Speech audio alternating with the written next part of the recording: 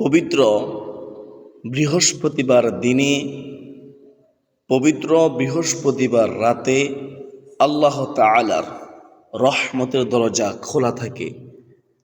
বৃহস্পতিবার রাতের দিনে যত বেশি পারেন এই 5টি দোয়া পড়ুন। পবিত্র বৃহস্পতিবার রোজা রেখে আপনি এই 5টি দোয়া পড়ুন। রোজা না রাখতে পারলেও এই 5টি দোয়া ছাড়বেন না। অত্যন্ত দামি এই 5টি দোয়া। যদি কেউ এই 5টি দোয়া পড়তে পারে তার জীবনের সমস্ত গুনাহ আল্লাহ তাআলা ক্ষমা করে দেবেন। সে নিষ্পাপ হয়ে যাবে। শুধু তাই নয়, তার আমলনামায় আল্লাহ তাআলা নেকি দিয়ে ভরপুর করে দিবেন। তার দুঃখ কষ্ট দূর করে দিবেন, বিপদ আফত দূর করে দিবেন, তার অভাব অনটন দূর করে দিবেন ইনশাআল্লাহ। তো আজকের ভিডিওটি অনেক গুরুত্বপূর্ণ ভিডিও। সম্মানিত দিনী ভাই ও বোনেরা, আমরা সর্বপ্রথমে জানব পবিত্র বৃহস্পতিবার দিন সম্পর্কে সংক্ষেপে নবীজি কি সুসংবাদ দিয়েছেন। তারপরে জানব কোন 5টি দোয়া পড়বেন, কোন 5টি দোয়া পড়লে জীবনের সমস্ত গুনাহ মাফ হবে, সকল প্রকার সমস্যার সমাধান হবে, আল্লাহ খুশি হবে, আল্লাহ ভালোবাসবে, রাসূলুল্লাহ সাল্লাল্লাহু আলাইহি ওয়াসাল্লাম ভালোবাসবে, বলে দেব ইনশাআল্লাহ। ধৈর্য সহকারে শেষ পর্যন্ত শুনতে থাকুন। বেহেশতের পথের ইউটিউব চ্যানেলের সুপ্রিয় দিনী ভাই ও বোনেরা, তো চলুন আমরা প্রথমে বৃহস্পতিবার দিন সম্পর্কে সংক্ষেপে জেনে নেই। সপ্তাহে একদিন বৃহস্পতিবার দিন, এই দামি দিনে আল্লাহ তাআলার রহমতের দরজা খোলা থাকে। আল্লাহ রব্বুল আলামিন অসংখ্য বান্দা বান্দিকে ক্ষমা করেন। বৃহস্পতিবার দিনে অসংখ্য বান্দা বান্দির দোয়া কবুল করেন, অসংখ্য বান্দা বান্দির বিপদ আফত দূর করেন, অসংখ্য বান্দা বান্দির মনের আশা পূরণ করেন। অত্যন্ত দামি দিন বৃহস্পতিবার দিন, সম্মানিত দিন।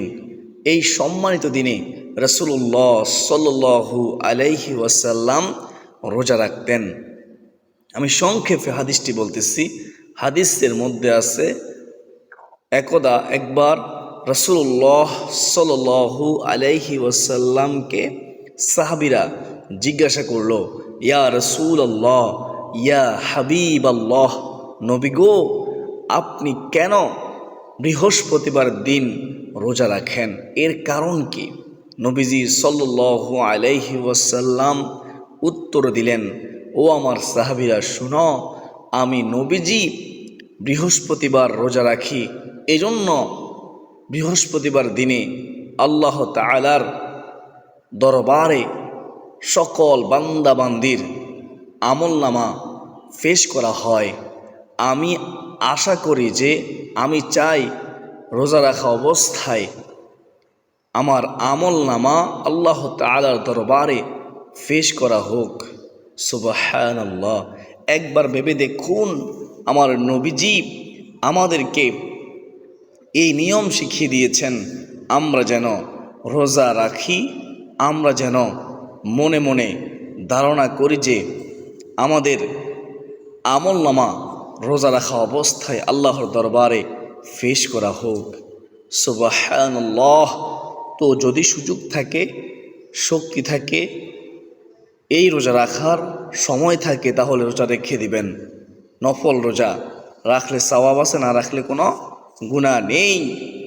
বেহেশতের পথের ইউটিউব চ্যানেলের সুপ্রিয় দিনী ভাই ও বোনেরা, স্বয়ং রাসূলুল্লাহ সাল্লাল্লাহু আলাইহি ওয়াসাল্লাম পবিত্র বৃহস্পতিবারের গুরুত্ব দিতেন।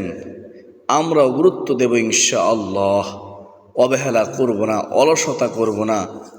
রোজা যদি নাও রাখতে পারি, আমরা এই 5টি দোয়া পড়তে ভুলব না। এই 5টি দোয়া পড়ব বেশি বেশি করে ইনশাআল্লাহ।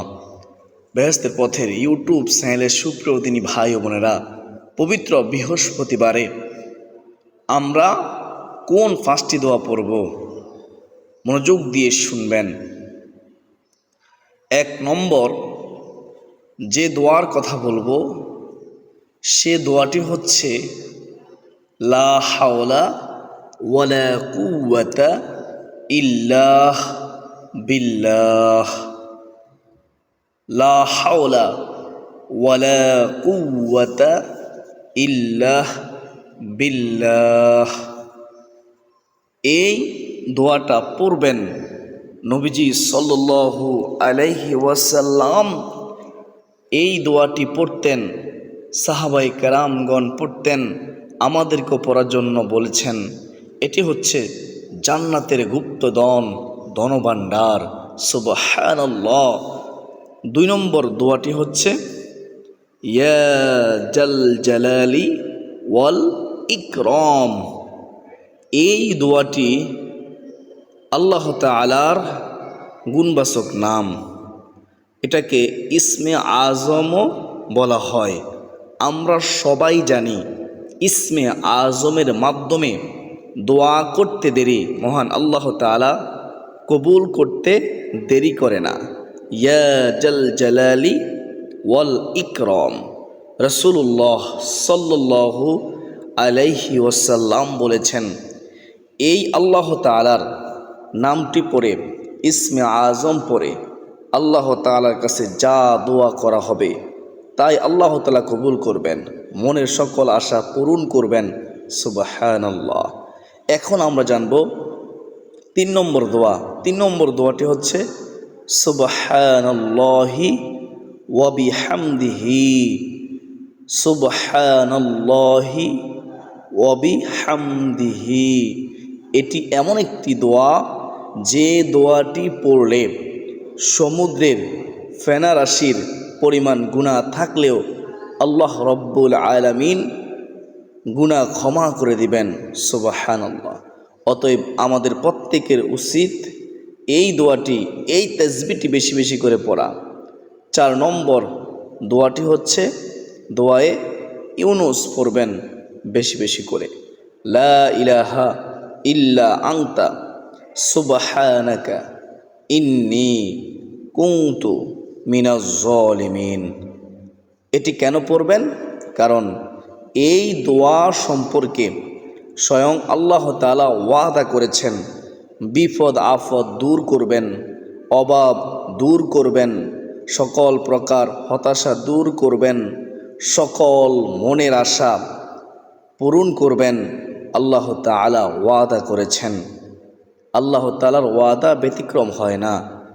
যেভাবে মাছের পেটে হজরত ইউনুস আলাইহিস সালামকে আল্লাহ তাআলা নিরাপদে রেখেছেন, মাছের পেট থেকে নিরাপদে উদ্ধার করেছেন, ঠিক সেইভাবেই মুমিনদেরকেও আল্লাহ তাআলা এই দোয়ার বরকতে, এই দোয়ার সম্মানে, ইজ্জতে, এই দোয়ার উসিলায় আল্লাহ তাআলা মুমিনদেরকেও উদ্ধার করবেন, তাদেরকে কঠিন বিপদ থেকে হেফাজত করবেন।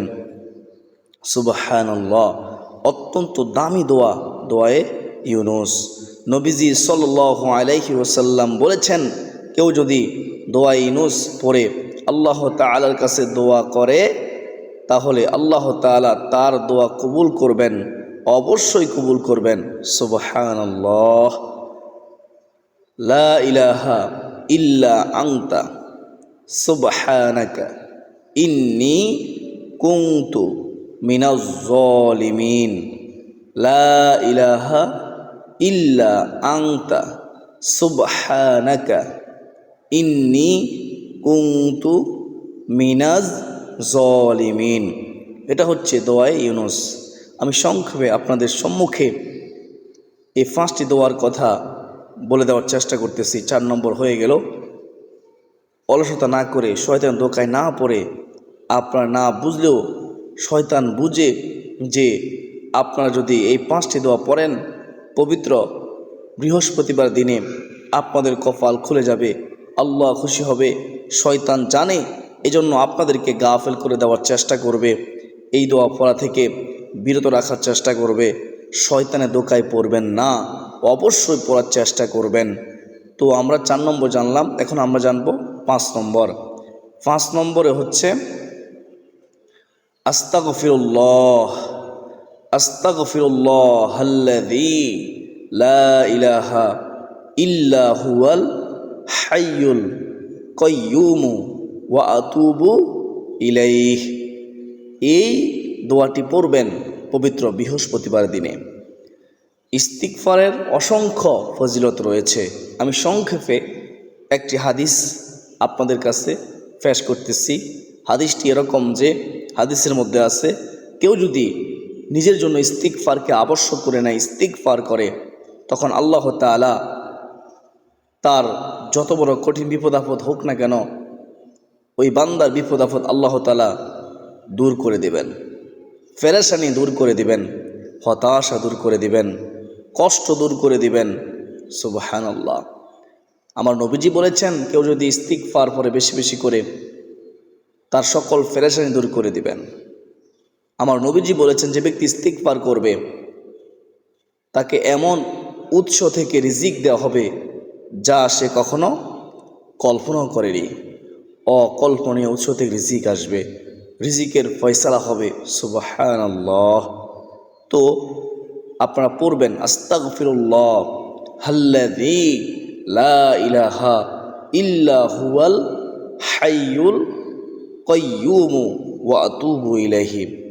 আমরা সবাই জানি, তারপরও আমরা ইস্তিগফার পড়তেছি না কেন? শয়তান পড়তে দেয় না, ধোঁকা দিয়ে আমাদেরকে গাফেল করে দিচ্ছে। আমি আপনি না বুঝলেও শয়তান বুঝে। ইস্তিগফার করলে জীবনের গুনাহ মাফ হয়, ইস্তিগফার পড়লে হায়াতের মধ্যে বরকত হয়, রিজিকের মধ্যে বরকত হয়, ইস্তিগফার পড়লে সম্মান বৃদ্ধি হয়, ইস্তিগফার পড়লে আল্লাহ খুশি হয়, আল্লাহ রাসূল সাল্লাল্লাহু আলাইহি ওয়াসাল্লাম খুশি হয়, ইস্তিগফার পড়লে গায়েবী সম্পদ আসে, ইস্তিগফার পড়লে জান্নাত লাভ হয়, জাহান্নাম থেকে মুক্তি পাওয়া যায়, ইস্তিগফার পড়লে সকল প্রকার সমস্যার সমাধান হয়। এটা শয়তান জানে বুঝে, আমরা না বুঝলেও শয়তান বুঝে। তো শয়তান ধোঁকা দিয়ে আমাদেরকে আমল থেকে গাফল করার চেষ্টা করবে। শয়তান ধোঁকায় পড়বেন না। আল্লাহ তাআলা আমাকে, আপনাকে, আমাদের সবাইকে এই পবিত্র বৃহস্পতিবার দিনে 5টি দোয়া পাঠ করার তৌফিক দান করুন। সকলে কমেন্টে লিখি আল্লাহুম্মা আমিন। অবশ্যই শেয়ার করে দিবেন। আপনার একটিমাত্র শেয়ারে অসংখ্য মানুষ এই 5টি দোয়া পড়বে, আপনিও সওয়াবের ভাগীদার হবেন ইনশাআল্লাহ।